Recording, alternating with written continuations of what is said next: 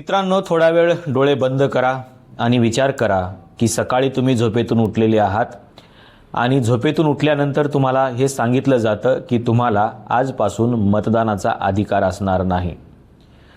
तुम्हाला केवळ मतदानाचाच अधिकार असणार नाही, तर तुम्हाला शिक्षणाचा देखील अधिकार असणार नाही. केवळ शिक्षणाचाच अधिकार असणार नाही, तर तुम्ही कोणताही व्यवसाय तुमच्या जातीशिवाय दुसरा करू शकणार नाही. इतकंच नाही, तर तुम्हाला रस्त्यावरून फिरायला देखील बंदी आहे. तुम्ही रस्त्याच्या कडेने चालणार आहात आणि तुम्ही एका राजाचे गुलाम आहात. ही परिस्थिती बघितल्यानंतर तुमच्या डोळ्यासमोर नेमकं काय येतं, तर तुमच्या डोळ्यासमोर हे आलं असेल की स्वातंत्र्यापूर्वीचा भारत असाच होता. मग बदल कशामुळे झाला, तर बदलाचं कारण आहे भारताचं संविधान. पण हे संविधानच नसेल तर तुम्हाला आता जी तुम्ही डोळ्यासमोर परिस्थिती आणलेली होती, ती परिस्थिती तुम्हाला आठवेल की अशी परिस्थिती आपली होऊ शकते. जर भारतामध्ये संविधान नसेल तर आपल्याला मतदानाचा अधिकार असणार नाही, आपल्याला शिक्षणाचा अधिकार असणार नाही, आपल्याला व्यवसायाचा अधिकार असणार नाही किंवा आपल्याला रस्त्यावरून चालण्याचा देखील अधिकार असणार नाही. ही परिस्थिती किती भयानक आहे हे लक्षात घ्या. पण ही सगळी परिस्थिती जी बदललेली आहे, ही परिस्थिती बदललेली आहे ती फक्त एकाच ग्रंथाने, आणि तो ग्रंथ म्हणजे भारताचं संविधान. ज्या संविधानाने आपल्याला अधिकार दिलेले आहेत, ज्या संविधानाने आपल्याला स्वाभिमान दिलेला आहे, ज्या संविधानाने आपल्याला स्वातंत्र्य दिलेलं आहे, या सगळ्याच मूलभूत अधिकाराचं चिंतन आपण सातत्यानं करणं गरजेचं आहे. पण दरवर्षी आपण 26 जानेवारी साजरी करतो, प्रजासत्ताक दिन साजरा करतो, पण त्या संविधानाला मात्र आठवत नाही, त्या संविधानाला मात्र आपण वाचत नाही आणि त्या संविधान लिहिणाऱ्या व्यक्तीला मात्र आपण स्मरणात ठेवत नाही. आणि इथेच खरी आपली चूक होते. आणि आपल्याला जे काही अधिकार मिळालेले आहेत, आपल्याला जे काही स्वातंत्र्य मिळालेलं आहे, आपल्याला जे काही समता न्याय मिळालेला आहे, हे सगळं जे मिळालेलं आहे ते फक्त आणि फक्त या संविधानामुळे मिळालेलं आहे. आणि या संविधानाला ज्यांनी बनवलेलं आहे, ज्यांच्या मेहनतीने हे संविधान निर्माण झालेलं आहे, त्या डॉक्टर बाबासाहेब आंबेडकरांमुळे आपलं सगळ्याला हे मिळालेलं आहे. पण हे जर नसेलच तर याचा विचार जर कधी आपण केला तर आपल्या अंगावरती काटे येऊ शकतात, शहारे निर्माण होऊ शकतात की काय भयानक परिस्थिती असेल. आणि म्हणून ही जर भयानक परिस्थिती निर्माण होऊ द्यायची नसेल तर आपल्या प्रत्येकाच्या घरामध्ये संविधान असणं गरजेचं आहे. फक्त संविधान घरामध्ये असणं गरजेचंच नाही, तर त्या संविधानाला वाचणं गरजेचं आहे. हे संविधान वाचून ते इतरांना सांगणंही गरजेचं आहे. आणि संविधानातल्या मूलभूत अधिकाराचं प्रोटेक्शन करणारं एक चांगलं गव्हर्नमेंट आपल्याला आपल्या देशामध्ये असणं गरजेचं आहे. पण हे केव्हा होऊ शकतं, ज्यावेळेस आपण विवेकी आहोत याचा विचार कराल आणि विवेकी होऊन येणाऱ्या प्रत्येक निवडणुकीमध्ये मतदान कराल. पण आपण विवेकी होऊन मतदान करतो का, हा खरा प्रश्न आहे. आणि म्हणून आपली लोकशाही धोक्यामध्ये येते आहे. आणि लोकशाही धोक्यात येणं म्हणजे संविधान धोक्यात येणं. त्याच्यामुळे लोकशाही धोक्यात आली नाही पाहिजे आणि संविधानही धोक्यात नाही आलं पाहिजे. कारण या दोनच गोष्टीवरती आपल्या आयुष्यातले सगळे जे मूलभूत अधिकार आहेत हे अधिकार अवलंबून आहेत. समजा लोकशाही गेली आणि इथे जर राजेशाही किंवा हुकुमशाही आली तर तुम्हाला कोणत्याही प्रकारचे अधिकार मिळणार नाहीत. जर इथलं संविधान गेलं तर तुम्हाला मी जे आत्ता तुम्हाला सांगितलं होतं यातले कुठलेही अधिकार तुम्हाला असणार नाहीत. म्हणून दोनच गोष्टीवरती हा देश खऱ्या अर्थाने उभा आहे. पण या दोन गोष्टी जर नष्ट झाल्या तर काय, हा खरा प्रश्न आहे. आणि म्हणून या दोन्ही गोष्टी नष्ट होऊ नयेत म्हणून आपल्याला विवेकी होऊन मतदान करणं गरजेचं आहे.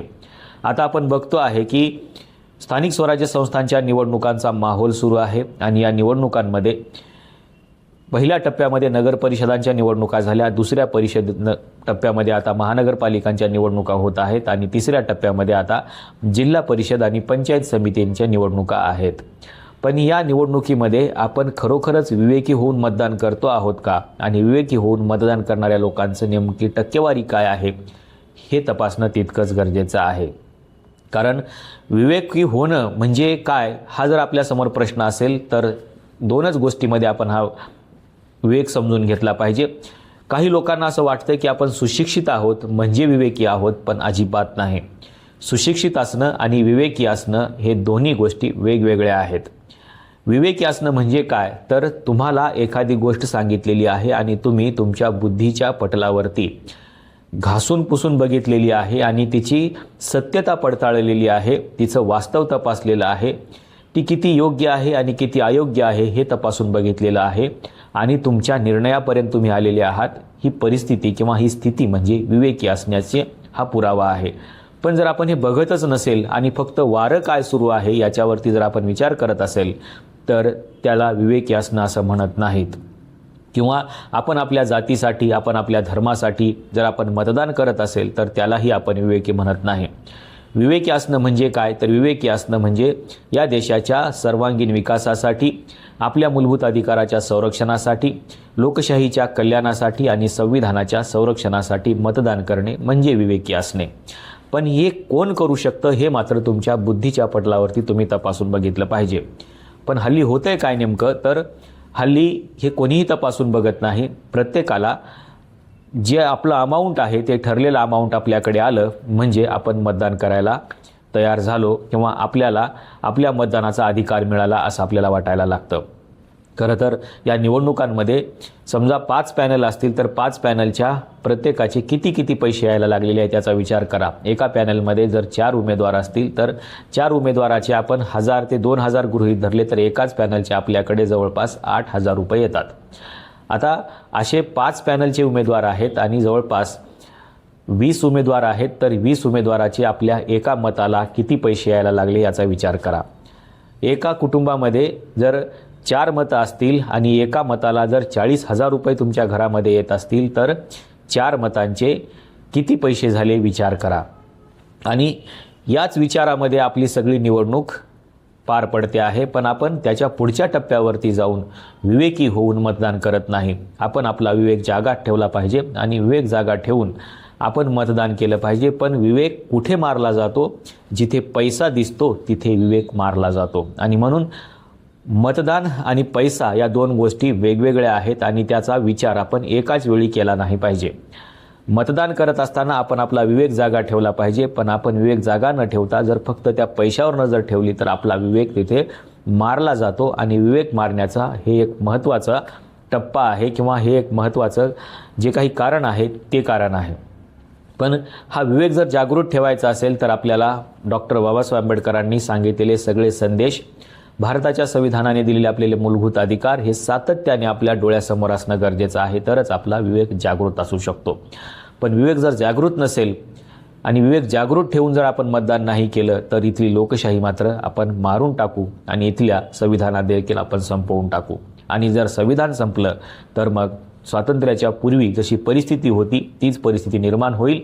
तुम्हाला मतदानाचा अधिकार असणार नाही, तुम्हाला शिक्षणाचा अधिकार असणार नाही, तुम्हाला स्वातंत्र्य असणार नाही, तुम्हाला समतेच्या बाबतीमध्ये कुठल्याही गोष्टी असणार नाहीत आणि तुम्हाला व्यवस्थित न्याय देखील मिळणार नाही. आणि म्हणून समता, स्वातंत्र्य, बंधुभाव, न्याय, या सगळ्या गोष्टी जर टिकवून ठेवायच्या असतील तर या देशामध्ये लोकशाही टिकली पाहिजे आणि लोकशाही टिकवण्यासाठी या देशामधलं संविधान टिकून राहिलं पाहिजे.